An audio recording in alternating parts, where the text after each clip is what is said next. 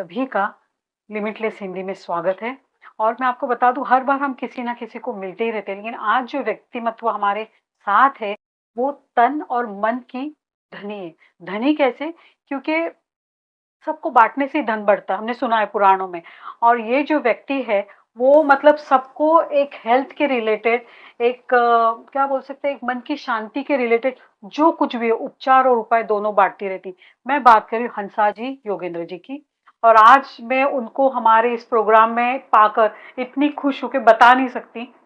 आइए उन्हीं से पूछते हैं उनकी लाइफ की जर्नी। योगा को इन्होंने इतने बड़े स्तर पर मतलब दुनिया भर में लेके गई हैं। और उनको उस काम के लिए प्राइम मिनिस्टर ऑफिस से नवाजा भी गया। उनकी जर्नी जानने की कोशिश। तो हंसा जी, आपका लिमिटलेस हिंदी में ढेर सारा स्वागत है। और मैं आपको बता नमस्कार। नहीं सकती, मैं मतलब कितनी खुश हूँ आपको यहाँ पर पाकर।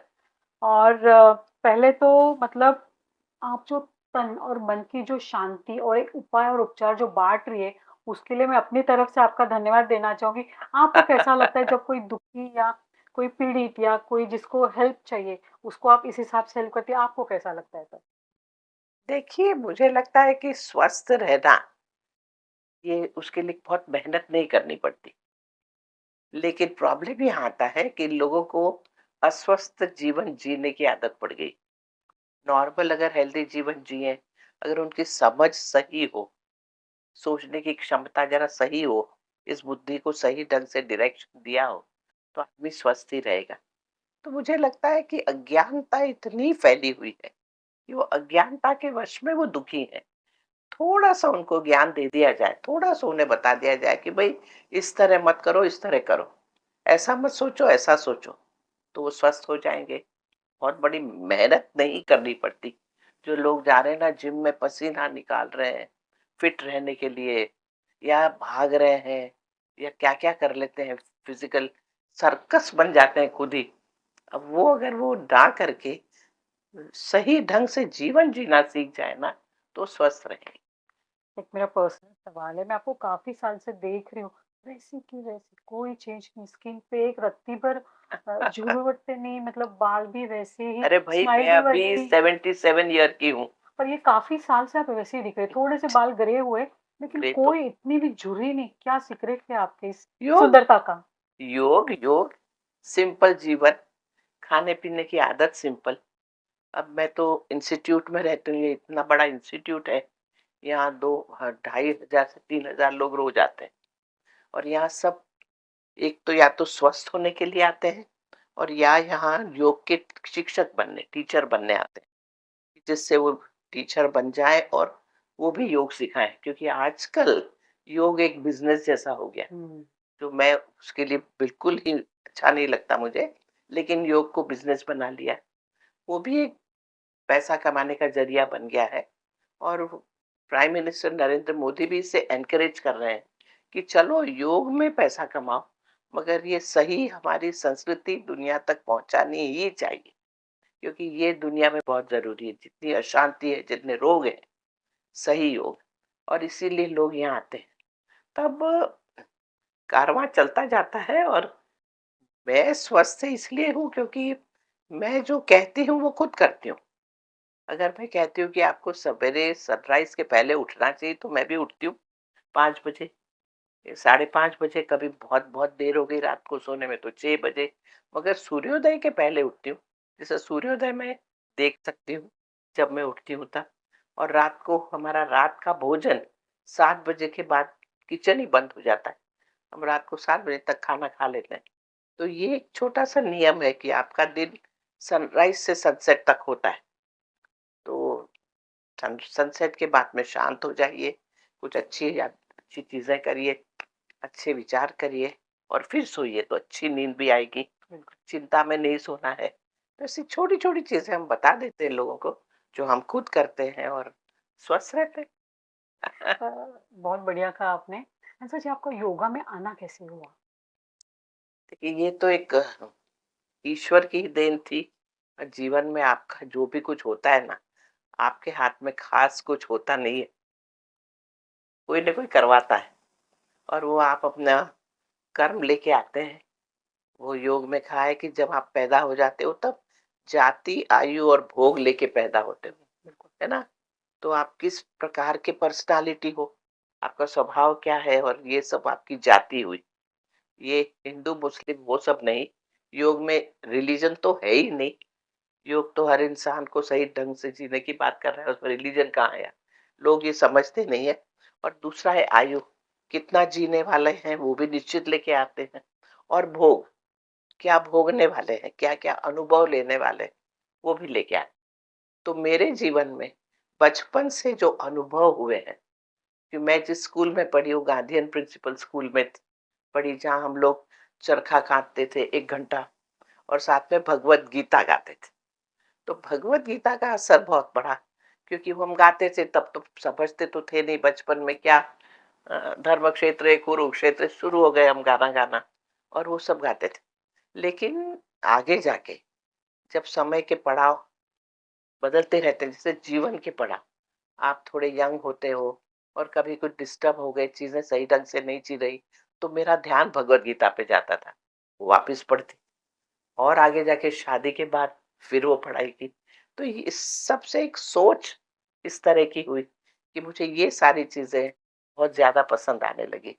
और उस हिसाब से ही मैंने मेरा लाइफ पार्टनर भी चुना, जो डॉक्टर जयदेव थे, यहीं इंस्टीट्यूट के स्थापक थे, और उनके साथ में मेरी शादी। तो इस तरह जीवन बढ़ा। तो योग तो बचपन से रहा है। और मेरे पिताजी, जब मैं पैदा ही हुई थी, तब यहाँ जहाँ हम हैं अभी, 1947 में, जब स्वतंत्रता हुई हमारी, तब उन्होंने यहाँ जमीन ली थी, मेरे ससुर ने, श्री योगेंद्र जी ने यहाँ जमीन ली थी। उसके पहले वो वर्सोवा में थे, फिर चौपाटी गए, फिर सेकेंड वर्ल्ड वॉर हुआ तब वो गुजरात चले गए, फिर 1947 में यहाँ जमीन ली, और 1947 में मैं पैदा हुई। एज इफ मैं इसके लिए ही पैदा हुई हूँ। स्वतंत्रता संग्राम के साथ में आप संग्राम योग का संग्राम भी चलाए ये हैं। किया मैंने, और वो मेरे हाथ में। और उसके बाद में 3 साल की थी तब मेरे पिताजी यहाँ सीखने आते थे। तो वो जो भी सीखते थे घर पे सिखाते थे। वो बड़े स्ट्रिक्ट व्यक्ति थे मेरे पिताजी। चलो बैठ जाओ, पलाठी मार के, उसके बाद में पाँव यूं करो, लंबे सांस लो, आगे झुको, पीछे झुको, सारे आसन, सारे प्राणायाम, सब कुछ, शीर्षासन, और ये सब शुरू हो गया हमारा। वो आधा आधा घंटा हम कर लेते थे। फिर मुझे म्यूजिक में बड़ा शौक था, तो म्यूजिक में भी हमारे जो टीचर आते थे ना, वो भी योगी टाइप ही थे। वो भी शीर्षासन रोज करते थे। तो हम लोग आधा आधा घंटा शीर्षासन करते थे। बचपन में ये सब ठीक है, बच्चे कर लेते हैं, आगे जाके तो नहीं करना चाहिए। तो ये सब मैंने बचपन से ही किया।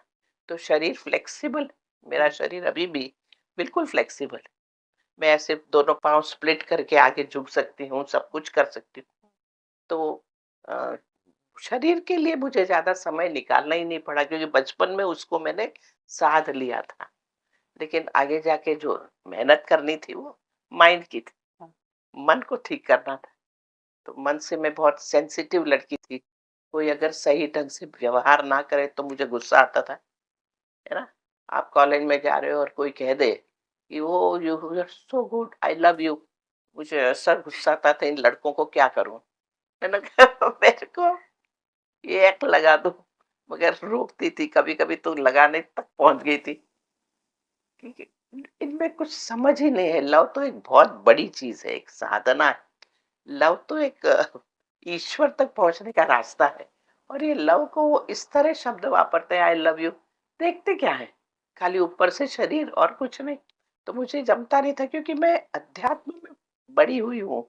तो ये बड़ा सुपरफिशियल लगता था ये सब व्यवहार लोगों का। और ये तो फिर बस वही हुआ कि जीवन में इसी तरह की घटनाएं घटती रही, कि मैंने योग की जर्नी अपनाई, और फिर यहाँ इंस्टीट्यूट में वो योग को जीवन में अपनाया, लोगों तक पहुंचाने के लिए। और इसीलिए डॉक्टर जयदेव और मैं, हम दोनों की जो शादी हुई है, वो तो ठीक है, एक थोड़े फेरे ले लिए, 1 घंटे में हमने शादी कर ली, ज्यादा समय भी नहीं था, और ज्यादा किसी को बुलाया भी नहीं। बस बात खत्म हुई, हमने 4 से 5 इंस्टीट्यूट में फेरे फेर लिए। वो भी मैंने कहा था कि मुझे एक अग्नि के आसपास तो फेरे फेर लेने दो। तो और बस उसके बाद नमस्ते, नमस्ते सबको करके और हम वापस काम पे लग गए। फिर कोई हनीमून है या कहीं जा रहे हैं, ये सब था ही नहीं, क्योंकि हमारा जीवन एक स्पिरिचुअल जर्नी के लिए था, एक सर्विस के लिए था। तो हमारा सब कुछ अलग ही था हम दोनों का। और इस तरह हम बस लग गए काम पे। और संसार में इतना दुख है, आपको क्या बताऊं, कि मुझे लगता है कि उसको तो हटाना ही मेरा कर्तव्य हो जाता है, क्योंकि मैं जानती हूँ कैसे स्वस्थ रहा जाए, कैसे सुखी रहा जाए, कैसे अपना कर्तव्य करते रहे और अपना जीवन आगे बढ़ाए। तो चल रहा आपने है। जब शुरुआत की थी, जब जी, शुरुआत ही की थी आपने, तो लोगों में इतना योग का प्रसार और प्रचार नहीं था। बिल्कुल कितनी नहीं। मशक्कत करनी पड़ी आपको वहाँ तक अरे! जाने के लिए? पहले, अभी तो आप देख रहे हो योग में औरतें ही औरतें ज़्यादा मिलती है। एक पूरा क्लास हमारा होता है, उसमें 75-80% औरतें होती हैं, 20% अभी भी। मगर पहले औरतों का तो आना संभव ही नहीं था, क्योंकि उनको लगता था ये योग मतलब क्या है? ये औरतें योग क्या करेंगी? वो तो घर चलाना है, ये करना है। पहले तो पुरुष प्रधान देश था ना, अभी भी बहुत है। कुछ है। अभी भी बहुत स्ट्रगल करनी पड़ेगी। लेकिन हाँ, तो इससे फिर यही हुआ कि हम अ, कभी कोई बीमार व्यक्ति दिखते भी थे, तो कहते थे कि ज़रा आ जाओ, हम तुम्हें सिखा लेते हैं।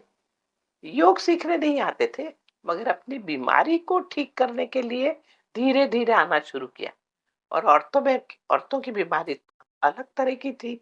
ब्लीडिंग होना, पॉलीसिस्टिक ओवरीज और बहुत सी ऐसी चीजें, कमर दर्द, पैर दर्द, खड़े-खड़े, बैठे-बैठे काम कर रही है और का ध्यान नहीं रख रही, तो उनको फिर सिखाना शुरू किया। योग सीखना तो दूर की बात है, लेकिन अपनी बीमारी को ठीक करने के लिए लोग आने लगे।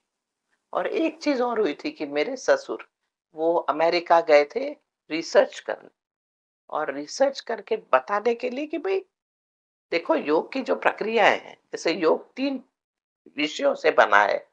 एक तो है साइकोलॉजी, जिसको हिंदी में कहते हैं मानसिक विज्ञान या मानस शास्त्र, साइकोलॉजी, कि इंसान का दिमाग कैसे यूजुअली चलता है, लेकिन कैसे उसको चलाना चाहिए। किसी ने गुस्से में बात कर दी तो आपको गुस्सा आ जाएगा, किसी को झूठ बोला तो जरूर गुस्सा आएगा। इस तरह आपका दिमाग चलेगा, लेकिन कैसे चलाना चाहिए, क्योंकि आपको गुस्सा है तो आपका प्रेशर ऊपर जाएगा, आपकी पल्स फास्ट होगी, आपको नुकसान होगा। तो आप सोचो, बुद्धि का उपयोग करो, खाली भावनाओं के वश में आके काम मत करो। ये भावनाएं हुई, गुस्सा आना, चिंता हुआ ना, दुख। बुद्धि, इंटेलेक्ट है हमारे पास, भगवान ने दिया है दिमाग में दोनों चीज, भावनाएं और इंटेलेक्ट। उसका उपयोग करो और समझो कि वो अगर बड़बड़ कर रहा है तो उसका कोई रीजन होगा, ना तो नींद मिली होगी बराबर, या कोई उस पे कुछ बुरा व्यवहार कर रहा है तो उसने अपना टेंशन अपने पे निकाला है। आप क्यों दुखी हो रहे हो? एक्सेप्ट, रादर उसके प्रति थोड़ा वो कंसर्न होना चाहिए, बेचारा दुखी है। गुस्सा आने की जगह। तो ये सोच में बदलाव, तो आप दूसरों की वजह से दुखी होना बंद करोगे। ऐसी योग में बहुत सारी बातें हैं, ये साइकोलॉजी में आती है। दूसरा विषय फिलॉसफी, और फिलॉसफी यानी तत्व ज्ञान। तत्व ज्ञान कहता है कि आप जो भी कर्म करोगे आपको भोगना पड़ेगा। सही कर्म करो, सही चीजें आएंगी, गलत करो, गलत आएंगे। और ये साइंटिफिकली प्रूवन अब है कि भाई आपके मन में जो विचार आते हैं वो रिफ्लेक्ट भी होते हैं सामने।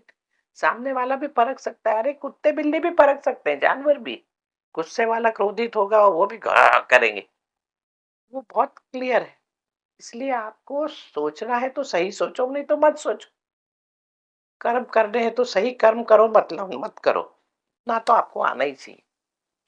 वो चिल्लाए इसलिए मैं चिल्लाए, तो फिर आप क्या दूसरों के हाथ के खिलौना हो? तो ये तो नहीं होना है।